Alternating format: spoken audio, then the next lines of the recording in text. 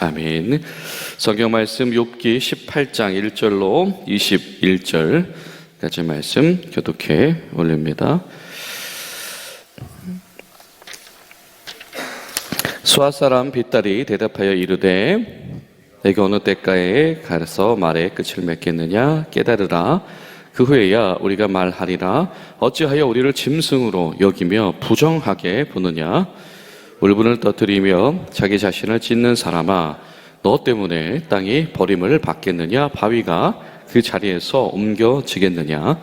악인의 빛은 꺼지고 그 불꽃은 빛나지 않을 것이요 그의 장막 안에 빛은 어두워지고 그의 등불은 꺼질 것이요 그의 활기찬 걸음이 피곤하여지고 그가 마련한 기회에 스스로 빠질 것이니 이는 그의 발이 그물에 빠지고 올가미에 걸려들며 그의 발 뒤꿈치는 덫에 차이고 그의 몸은 올무에 얽힐 것이며 그를 잡을 덫이 땅에 숨겨져 있고 그를 빠뜨릴 함정이 길목에 있으며 무서운 것이 사방에서 그를 놀라게 하고 그 뒤를 쫓아갈 것이며 그의 힘은 기근으로 말미암아 쇠하고 그의 곁에는 재앙이 기다릴 것이며 질병이 그의 피부를 삼키리니 곧 사망의 장자가 그의 지체를 먹을 것이며 그가 의지하던 것들이 장막에서 뽑히며 그는 공포의 왕에게 잡혀가고 그에게 속하지 않은 자가 그의 장막에 거하리니 유황이 그의 처소에 뿌려질 것이며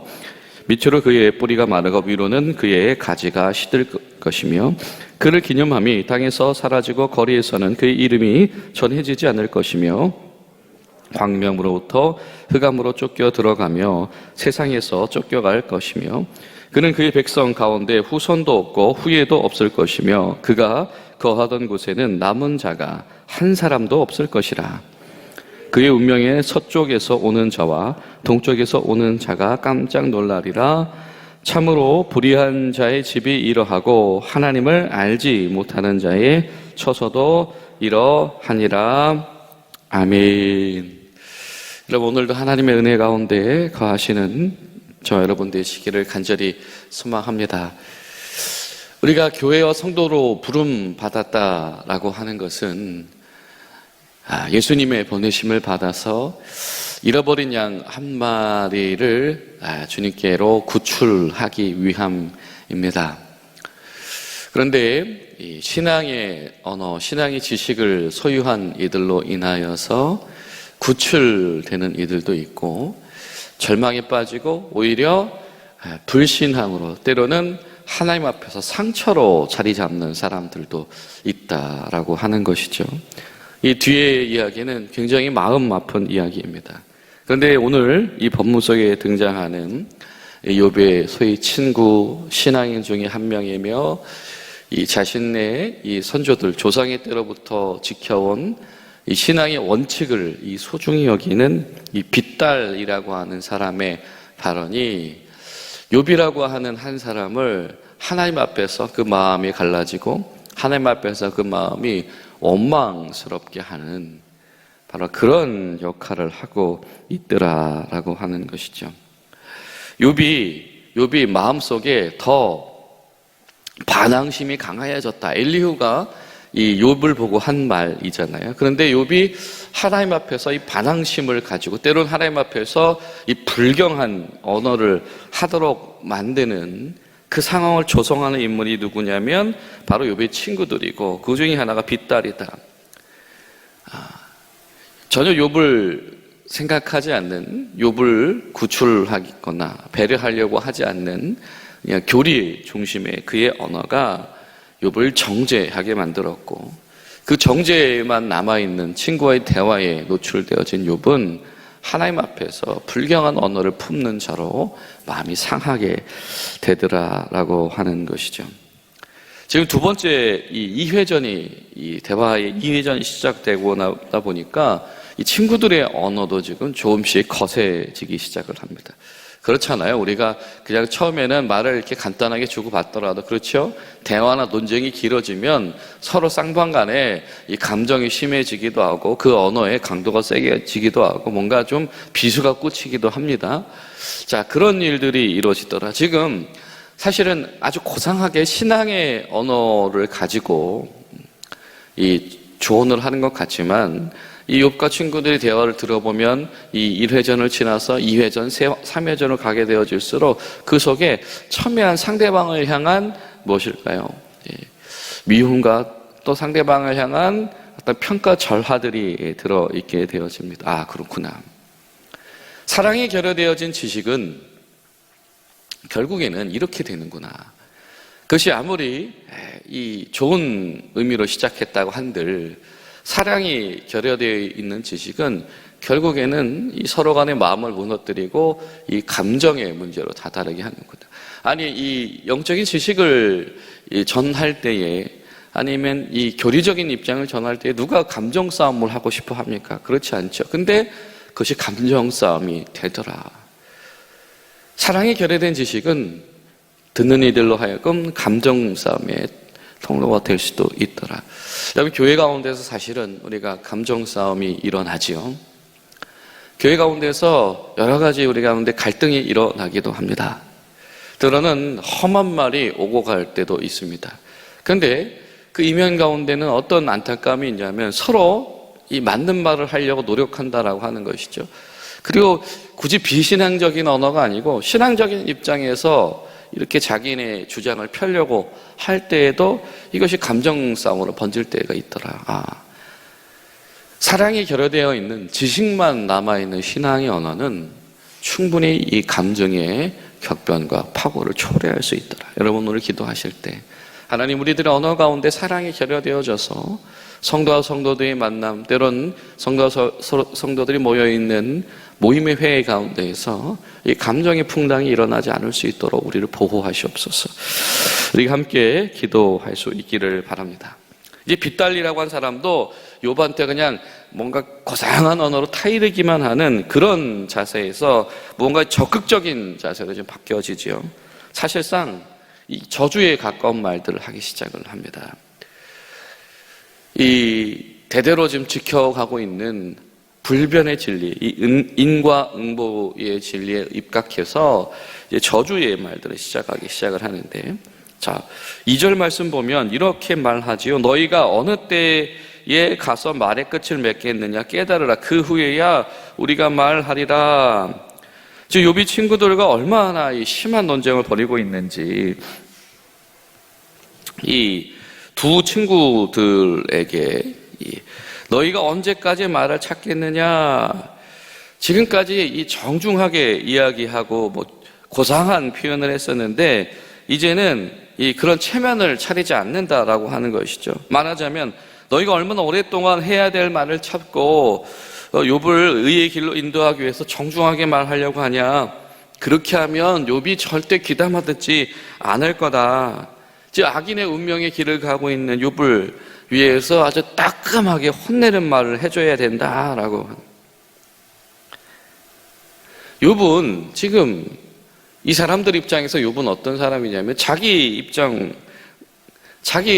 어떤 이 변호를 위해서 지금 하나님 앞에서 우리가 쌓아온 소위 신앙의 전통이다라고 하는 것을 심각하게 왜곡하는 자다. 그래서 우리들에게 도전한 것은 하나님께 도전한 거나 마찬가지다. 우리가 이것을 쌓아온 것은 하나님 앞에서 쌓아온 것인데 그런 우리에게 도전했으니 이것은 하나님 앞에 도전한 것이다 라고 하는 논리가 이들 가운데 적용되어지고 있습니다. 여러분, 어떤 신앙 공동체든지 그 신앙의 유산이라고 하는 것이, 전통이라고 하는 것이 하루아침에 쌓여질 수가 없지요. 그 속에서 정말 많은 하나님과의 동행과 시간이 있을 것입니다. 그런데 그런 어떤 쌓여진 신앙의 전통과 다른 견해가 있을 때에 그것을 자신들에 대한 반대견에, 자신들에 대한 어떻게 되면 원망과 공격을 하나님에 대한 원망과 공격으로 동일시하게 되어지는, 자신들도 알지 못하는 이 교만이 욥과 친구들에게 이미 자리 잡고 있었다라고 하는 것이죠. 이것은 바로 전통이 쌓여져 가고 있는 교회들이 언제든지 직면할 수 있는 문제다라고 하는 겁니다. 왜 감정 싸움으로 번지게 되느냐? 친구들은 우리가 지금까지 싸운 것을 욥이 반전을 일으키려고 한다. 그것이 용납되지 않는 것이죠. 겉으로는 신앙의 언어와 고상의 언어를 하고 있지만 내 것이 뒤집혀지는 것이 용납되지 않는 사람들, 그것이 바로 오늘 말씀 속에 등장하는 이 빗달과 같은 사람들이다라고 하는 것. 그러니까 이제는 저주에 가까운 발언이 시작이 되어지고 있습니다. 자, 3절에 보면 이런 표현이 등장을 하죠. 어찌하여 우리를 짐승으로 여기며 부정하게 보느냐. 이 부정하게 본다라고 하는 말도 사실상 짐승처럼 본다라고 하는 의미입니다. 그러니까 이 거듭해서 강조하는 거죠. 우리를 왜 이렇게 짐승처럼 여기냐? 우리가 짐승으로 모여? 우리가 부정한 동물로 보여? 이렇게 말하는 것이죠. 그 이유는 이 욥의 그 앞선 이야기들 중에서 이전의 대화들 속에서 12장을 보면 아니 짐승들한테 물어보시오. 짐승들이 당신들한테 가르칠 겁니다. 당신들의 말이 다 맞는 거 아니에요. 그러니까 욥도 그 속에서 뭔가 이 뜨거운 것이 올라왔죠. 그러니까 욥이 그렇게 말하는 겁니다. 아니 지나가는 개도 알아요. 자꾸 그런 소리 하지 마세요 라고 하는 것이죠. 그랬더니 우리를 개처럼 취급해, 우리를 부정한 사람처럼 취급해, 소위 말꼬리 잡기가 시작된 겁니다. 자, 하나님의 입장을 다루고 그리고 신앙의 원칙을 가지고 고변하고 토론한다고 하면서 지금 무슨 말을 하고 있냐면 말꼬리 잡고 감정 싸움을 하고 있다. 이 신앙의 이 원칙 사이에 숨겨져 있는 이 치졸한 감정 싸움, 이것이 신앙인들과 욥 사이에 일어가고 있는 것이다. 여러분 어떻습니까? 때는 우리 가운데 숨겨진 감정 싸움이 있지는 않던가요? 우리 마음속에 이거 꽁 하고 있다가 언제가 갚아줘야지 라고 하는 그런 마음이 있지 않던가요? 우리 기도하실 때 우리가 신앙의 언어를 가장한 나의 우리들의 입장 그 사이사이 이면 가운데 녹아있는 이 감정 싸움들, 그리고 마음에서 분을 풀지 못하는 말꼬리 잡기식의 이러한 소모적인 이런 갈등들이 하나님의 백성들 앞에서 있지 않게 하시옵소서. 우리 함께 기도할 수 있기를 바랍니다. 4절을 보면 울분을 터뜨리며 자기 자신을 찢는 사람아 너 때문에 땅이 버림받겠느냐, 바위가 그 자리에서 옮겨지겠느냐. 땅과 이 바위, 이것은 이 하나님의 처소, 하나님의 피조물, 하나님의 창조의 현장, 하나님이 임재하시는 자리, 이런 여러 가지 이유들로 의미들로 사용되어지는 단어이죠. 다르게 말하면 무슨 말입니까? 욥에게 너 그렇게 아무리 울분 터뜨려 봤자 하나님의 나라 꿈쩍도 하지 않아. 너 하나 그런다고 해서 바뀌는 거 하나도 없어. 말꼬리 잡다가 이제는 어떻게 합니까? 소위 완전히 일방적인 무시를 하고 있지요. 욥이 하나님을 조롱하고 있다. 마치 욥이 무질서를 지금 하나님 앞에서 거론하고 있다, 이 얘기를 하고 있습니다. 그러니까 사실은 뭔가 지금도 굉장히 욥에게 감정 싸움을 하면서도 표현 자체는 굉장히 뭐라고 할까요? 이 신학적이고 뭔가 좀 교리적이고 그렇게 말싸움하는 거예요. 그런데 그 이면 가운데는 철저하게 욥을 저주하고 있다. 소위 우리가 웃으면서 욕한다라고 하죠. 아니면은 우리가 고상한 말로 한 사람을 막 이렇게 옴짝달싹 못하게 비난하고 조롱한다라고 하는 그 일들을 벌이고 있는 겁니다. 빗달은 지금 무슨 얘기를 하냐면 욥은 끝났어. 회복할 가능성 전혀 없고 그의 인생의 상황이 회복될 가능성도 없고 지금 욥의 자세를 봐서는 그의 가운데 하나님 앞에서 뭔가 기회를 얻을 그런 가능성 전혀 없어. 우리가 지금까지 배워온 게 뭐야? 이 인과응보 교리에 의하면 그는 필연적으로 멸망하게 되어져 있어. 그러면서 이 빗달이 얼마나 청산유수인지요. 자, 악인의 어떤 운명에 대한 4가지 이야기를 합니다.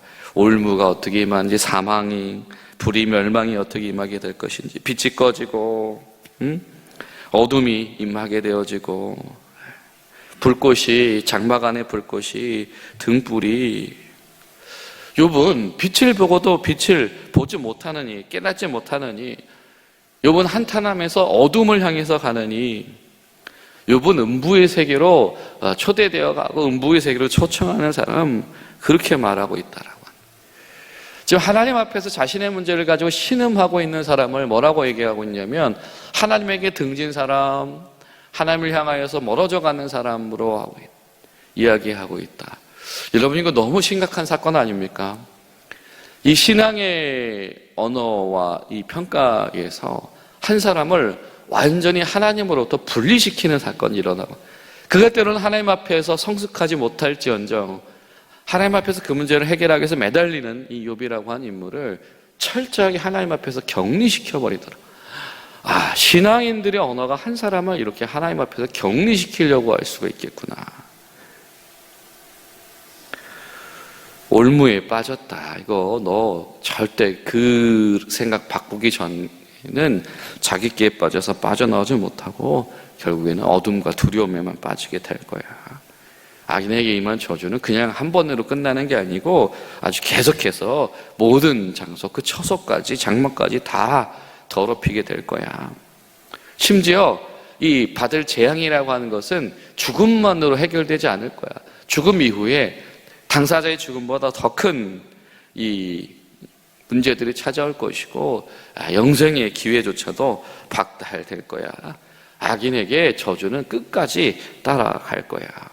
완전히 한 사람을 하나님과의 관계가 파탄난 사람으로 만들어 버리고 있습니다. 내가 지켜온 것에 대하여서 반대 의견을 표현했더니 욥이라고 하는 사람의 인생을 완전히 하나님 앞에서 파탄난 인생으로.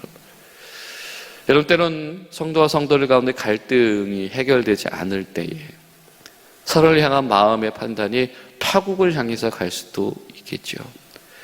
때로는 어떤 교회들은 성도와 성도의 갈등, 교회와 교회의 갈등으로 분리되어지고 깨어지기도 합니다. 그럴 수 있는 아주 전형적인 모습을 오늘 욥기 18장이 우리에게 보여주고 있죠. 소위 교리의 목숨을 건 사람들,